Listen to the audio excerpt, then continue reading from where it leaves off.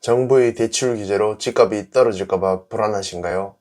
이번 대출 규제로 인한 향후 부동산 시장의 흐름을 예측해 본다면 그 불안한 마음도 사라지실 겁니다.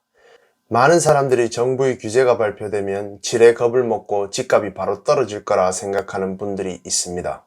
하지만 계속되는 규제에도 집값은 쉽게 잡히지 않고 있죠. 이번 대출 규제도 내년 집값 상승을 막지는 못할 것 같습니다.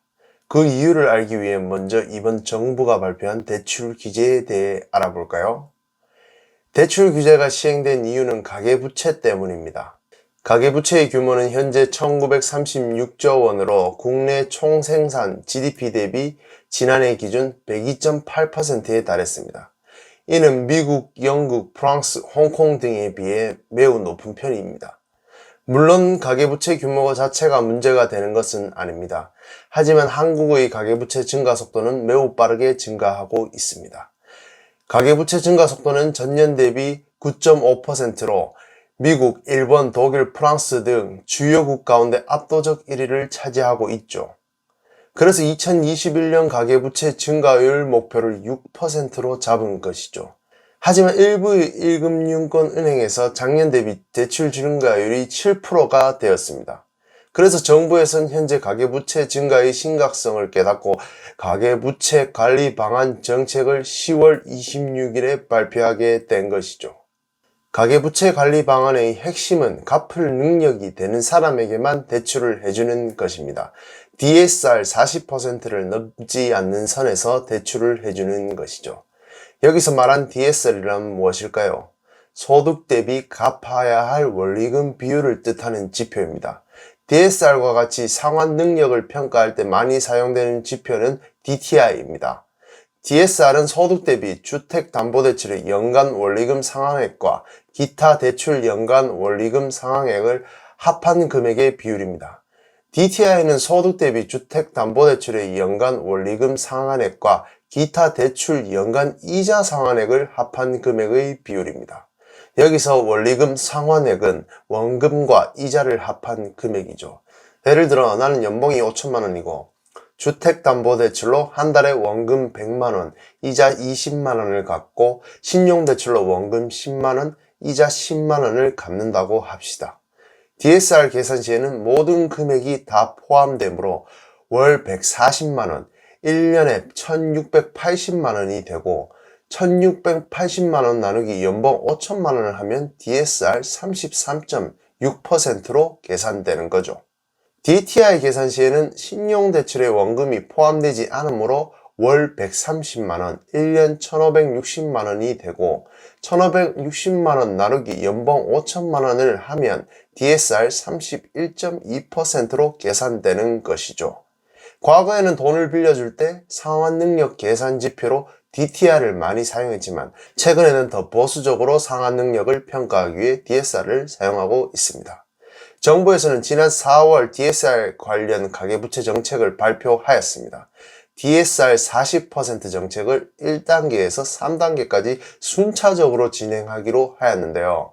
1단계는 2021년 7월 이후, 2단계는 2022년 7월 이후, 3단계는 2023년 7월 이후로 실행하기로 하였습니다. 하지만 이번 10월 26일 가계부채 관리 방안에서는 2단계를 2022년 1월, 3단계를 2022년 7월로 조기 시행하는 것으로 발표하였습니다. 내년 1월부터는 총 대출 합산이 2억이 넘는 경우 DSR 40% 규제가 들어가고 내년 7월부터는 총 대출 합산 금액이 1억이 넘으면 DSR 규제가 시행되고 신용대출의 경우 현재 DSR 규제에 해당될 때 7년 만기로 계산되던 게 5년 만기로 바뀌게 됩니다. 이 말은 단순히 생각해보면 신용대출로 집을 사지 말라는 뜻입니다. 주택담보대출의 경우 일반적으로 30에서 35년 만기로 계산되는 반면 신용대출의 경우 5년 만기로 계산이 됩니다. 예를 들어 주택담보대출로 1억을 빌리게 되고 DSR 계산을 해보면 30년 만기 이자 3% 기준으로 연 원금 약 330만원, 이자 300만원으로 총 원리금 630만원으로 계산이 됩니다. 하지만 신용대출 1억 원은 원금 2천만원, 이자 300만원으로 총 원리금 2,300만원이 됩니다.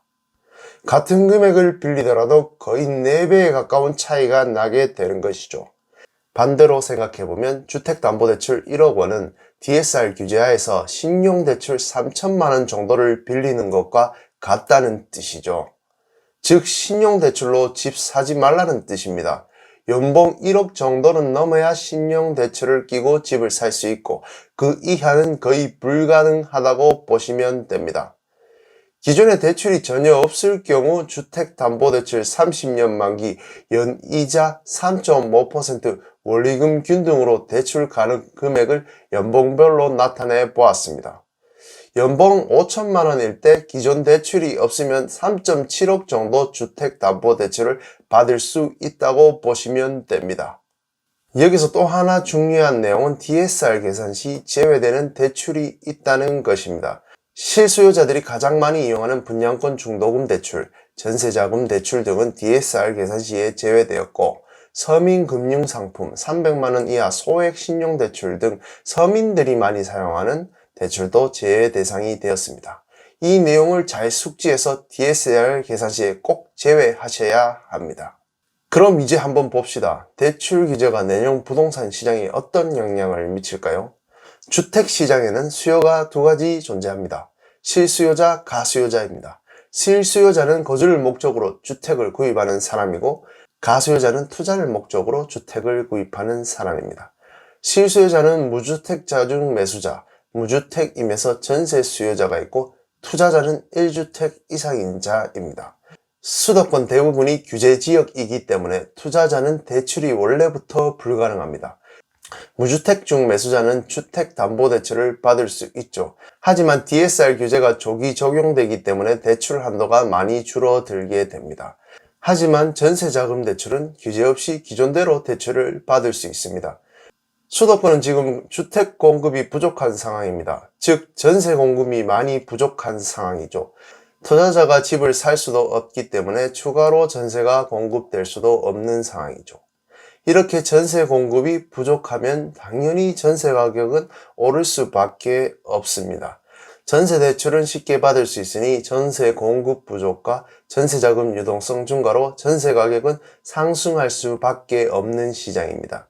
이렇게 전세 가격이 계속 오르게 되어 매매 가격과 전세 가격의 차이가 적어지게 되면 가수요가 발생하게 됩니다.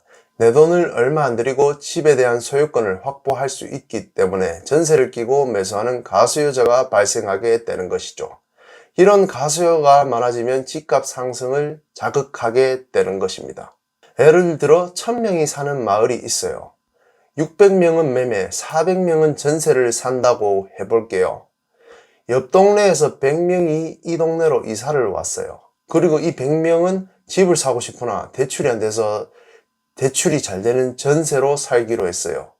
그런 전세집이 부족하니 전세 가격은 당연히 올라요. 매매가 턱밑까지 오르게 되는 거죠.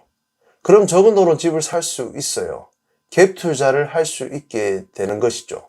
이렇게 갭 투자 수요, 즉 가수요가 생기면서 매매 가격을 상승시키게 되는 것이죠. 그리고 전세 가격이 계속 올라요. 전세입자 입장에서는 전세 가격이 너무 올라서 힘들다. 지금이라도 내 집 마련을 하자는 수요가 발생할 수 있게 되죠. 하지만 대출할 수 있는 양이 줄어들었어요. 그래도 무조건 내 집 마련을 하고 싶어요. 그럼 어떻게 할까요? 저가 주택 시장의 수요가 몰리게 되는 것이죠. 서울 아파트는 비싸서 살 수 없으니 상대적으로 가격이 낮은 서울 빌라, 오피스텔, 혹은 경기도 외곽지 아파트 쪽으로 수요가 몰리게 되는 것이죠. 규제로 인해 풍선 효과가 발생하게 되는 겁니다. 그럼 싼 아파트만 가격 상승을 할까요? 그렇지도 않습니다. 15억 이상 고가 아파트는 애초에 대출이 되지 않았습니다. 고가 아파트 시장은 대출 규제와 전혀 상관이 없는 시장입니다. 부자들이 대출 없이 현금으로 아파트를 매입하는 시장이죠. 서울 아파트 공급 부족으로 매도자들이 낮은 가격에 집을 내놓지 않고 있습니다. 현금이 많은 실수요자들은 이런 고가 아파트를 현금으로 매입하고 있기 때문에 가격은 계속 상승하고 있습니다. 그럼 거시적인 관점에서 내년 부동산 시장을 한번 전망해 볼까요? 금리를 먼저 보겠습니다. 지난 8월에 한국은행에서 기준금리 0.75%로 올렸죠. 하지만 내년 3월이 대선이기 때문에 금리를 더 올리는 것은 부담입니다. 지금 금리를 무작정 올리는 것은 표심에 악영향을 줄 수 있기 때문이죠. 다음은 전국 부동산 시장 공급을 보겠습니다. 전국적으로 주택 공급이 부족한 상황입니다.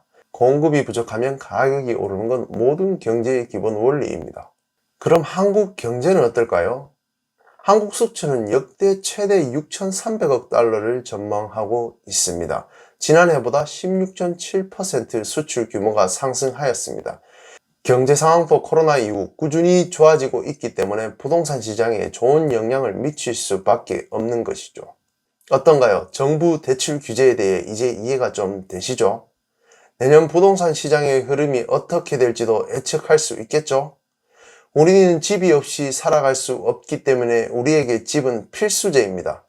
대출 규제와 부동산 시장에 대해 정확히 이해하여 여러분은 부디 좋은 선택을 하시길 바랍니다. 다음에도 좋은 영상으로 여러분을 찾아뵙겠습니다.